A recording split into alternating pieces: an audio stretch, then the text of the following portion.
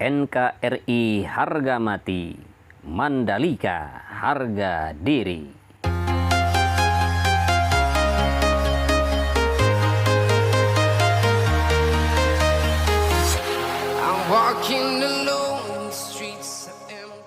Assalamualaikum warahmatullahi wabarakatuh. Jumpa lagi sahabat-sahabatku tercinta GP Mania dimanapun Anda berada, dari Sabang sampai Merauke, di seluruh pelosok tanah air. Mudah-mudahan sahabat semua dalam keadaan sehat walafiat lahir batin, dimudahkan dalam segala urusan dan dimurahkan rezekinya. Tidak lupa saya mengucapkan selamat menunaikan ibadah puasa untuk kaum muslimin dan muslimat di seluruh pelosok Indonesia. Jumpa lagi dengan saya, tentunya masih bersama Endri Atasiki, dan walaupun kita sekarang tidak setiap hari upload sirkuit Mandalika karena memang di sirkuit Mandalika tidak begitu pengerjaannya intensif ya. Dan walaupun begitu, saya akan mencoba untuk memberikan informasi kepada sahabat-sahabat semua yang masih setia menonton channel ini dan juga masih setia menantikan kabar dari sirkuit MotoGP Mandalika.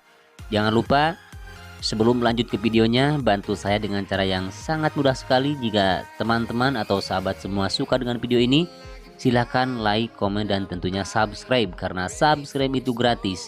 Dan jangan lupa untuk membunyikan lonceng notifikasinya agar teman-teman bisa mendapatkan pemberitahuan ketika saya mengupload video-video terbaru. Nah, seperti inilah teman-temanku, sahabatku, kondisi terkini di sirkuit MotoGP Mandalika atau di Pertamina Mandalika International Street Circuit. Bagi sahabat-sahabatku yang memerlukan informasi tentang sirkuit ini, bahwa Pertamina Mandalika International Street Circuit akan menggelar event kelas internasional lain usai MotoGP Mandalika 2022 kemarin, yaitu ZT World Seleng Asia pada Oktober mendatang. Dalam situs resmi ZT World Seleng Asia, seri di sirkuit Mandalika akan dilangsungkan pada 21 sampai 23 Oktober 2022. Sirkuit Mandalika tercatat menjadi seri ke-6 setelah sirkuit Sepang pada Mei, sirkuit Suzuka dan Fuji yang keduanya digelar pada Juli, sirkuit Sugo pada Agustus, dan sirkuit Okayama pada bulan September. Sebagaimana sahabat ketahui bahwa ZT World Seleng Asia merupakan ajang balap mobil sport atau Grand Tourer di level Asia. Grand Tourer ini sendiri adalah jenis mobil sport yang dirancang dengan kecepatan yang tinggi dan untuk berkendara jarak jauh. GT World Seleng Asia menambah daftar agenda internasional yang digelar di sirkuit Mandalika atau di Pertamina Mandalika International Street Circuit. Sebelum GT World Seleng Asia, sirkuit Mandalika lebih dulu menyelenggarakan World Superbike atau WSBK 2021 dan MotoGP 2022, termasuk Moto2, Moto3, dan juga Asia Talent Cup.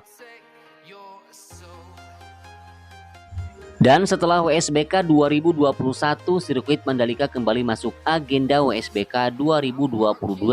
WSBK Mandalika 2022 rencananya digelar pada 12 hingga 13 November mendatang.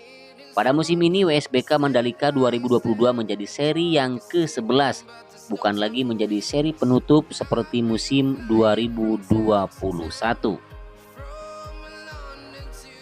Dan perlu sahabat ketahui, sampai dengan saat ini rekor lap tercepat sirkuit Mandalika masih dipegang oleh Repsol Honda, Pol Espargaro, dengan 1 menit 31,060 detik pada tes MotoGP Mandalika Februari lalu. Dan inilah kondisi terakhir di atas bukit 360. Di sini observation decknya kita lihat cukup indah sekali. Bahkan jalan menuju ke atas bukit juga cukup indah. Dan dari sini bisa melihat pemandangan yang cukup mempesona. Di depan sana kita lihat ada pantai Serenting, Pantai Ceger. Kemudian ketika kita bisa melihat balapan di sini, bukan hanya tikungan yang ke-10 ya yang kita lihat di sini, bahkan dari tikungan 6, 7, 8, 9, 10, bahkan hingga ke tikungan terakhir bisa terlihat dari tikungan atau dari atas bukit 360 ini.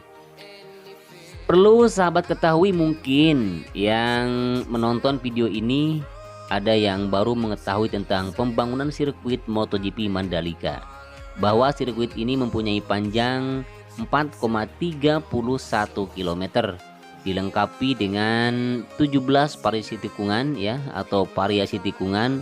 Ada 6 tikungan ke kiri dan juga 11 tikungan ke kanan, dengan trek lurus mempunyai panjang 700 meter. Sementara untuk lebar track lane atau lebar trek yang utama 15 meter, sementara untuk lebar main track atau lebar outer dan inner line ya, masing-masing 12 meter. Kemudian di sirkuit Mandalika ini pun dibangun 2 tunnel atau 2 terowongan, di mana terowongan yang pertama dibangun di ujung trek lurus sebelum tikungan yang pertama ya, dengan panjang 65,57 meter, lebar 12 meter, dan ketinggiannya kurang lebih 7 meter. Sementara untuk terowongan atau tunnel yang kedua dibangun di antara tikungan yang ke-7 dan tikungan yang ke-8, di mana tunnel yang kedua lebih panjang daripada tunnel yang pertama, dan tunnel kedua mempunyai panjang 117,77 meter, sementara untuk lebar dan tingginya masih sama seperti tunnel yang pertama. Kemudian fungsi kedua tunnel tersebut sama-sama untuk mobilisasi para pengunjung, para pendatang atau para penonton untuk keluar masuk zona sirkuit, bahkan untuk pengangkutan logistik untuk keperluan balapan ya. Kemudian di tunnel yang kedua nantinya akan dibangun jalan yang langsung menuju ke pantai. Kemudian sirkuit Mandalika ini pun teman-teman mempunyai bukit-bukit yang sudah ditanami bunga bougainville ya, atau sering kita sebut dengan bunga kertas atau kembang kertas. Seperti di sebelah kiri tikungan yang pertama ya. Di sana sudah dilakukan penanaman dan dahulu informasinya akan ada 40.000 bibit bougainville yang akan ditanam di sirkuit Mandalika. Namun sampai sekarang baru ada 5.000 bibit yang sudah ditanam, bahkan sudah berbunga ya. Sudah kelihatan berbunga, kecuali yang belum ditanami ya belum berbunga. Baik sahabat-sahabat tercinta, sirkuit MotoGP Mandalika ini adalah merupakan sirkuit jalan raya ya, yang didesain sedemikian rupa ya, agar sirkuit Mandalika ini bisa digunakan untuk khalayak umum ya. Jadi sirkuit jalan raya ini bisa digunakan untuk masyarakat biasa seperti kita ya, yang ingin melintasi sirkuit. Hanya saja bukan melintasi track lane atau track yang utama ya, tapi outer atau inner line. Kalau track yang utama tidak bisa dilewati atau tidak bisa digunakan kecuali untuk balapan ya, seperti itu. Jadi sirkuit Mandalika ini adalah merupakan sirkuit jalan raya pertama di dunia ya, yang dipakai gelaran balapan MotoGP yang sukses diselenggarakan pada bulan kemarin ya di sirkuit Mandalika ini. Bahkan sahabat, ada rumor untuk sirkuit Mandalika ini ya sedikit dilirik oleh F1 ya, dan mudah-mudahan saja nanti F1 juga bisa digelar di sirkuit Mandalika ini. Walaupun persyaratan untuk menggelar F1 ya cukup lumayan lah ya, safety-nya dan persyaratannya, namun tidak menutup kemungkinan akan diselenggarakan juga di sirkuit Mandalika ini. Jadi komplit sudah ya ketika sirkuit Mandalika ini digunakan untuk Asia Talent Cup, WSBK, kemudian juga MotoGP, Moto2, Moto3, dan juga untuk GT Challenge Asia. Kemudian juga nanti mudah-mudahan untuk F1 juga bisa digelar di sirkuit Mandalika ini. Dan mudah-mudahan sirkuit Mandalika ini ya dibangun di daerah Pujut, Kecamatan Pujut, Kabupaten Lombok Tengah, Nusa Tenggara Barat ini bisa menambah ya perekonomian maju ya, terutama untuk perekonomian di lingkungan sirkuit di Pujut, di Kabupaten Lombok Tengah ya, Nusa Tenggara Barat ini umumnya untuk perekonomian Indonesia. Setidaknya kalau sering diadakan gelaran balapan di sini ya akan menambah pundi-pundi dolar ya. Baik pemasukan untuk daerah ya maupun ya setidaknya lah di apa sekeliling sirkuit, mungkin bagi masyarakat juga akan ikut menikmati dampak positif dari diselenggarakannya event-event yang diselenggarakan di sirkuit MotoGP Mandalika ya.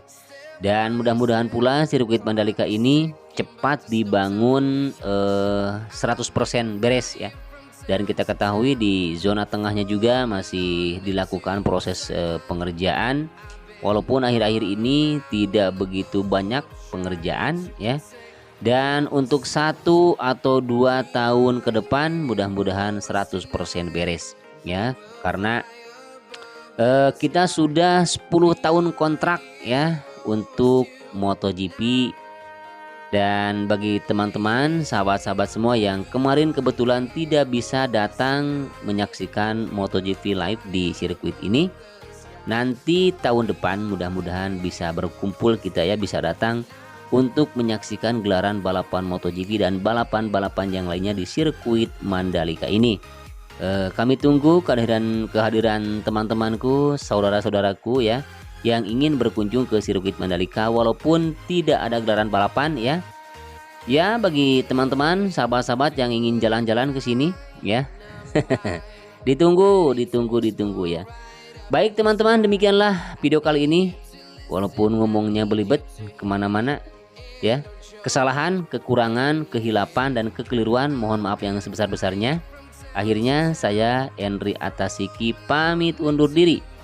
Jumpa lagi di video-video saya selanjutnya. Assalamualaikum warahmatullahi wabarakatuh.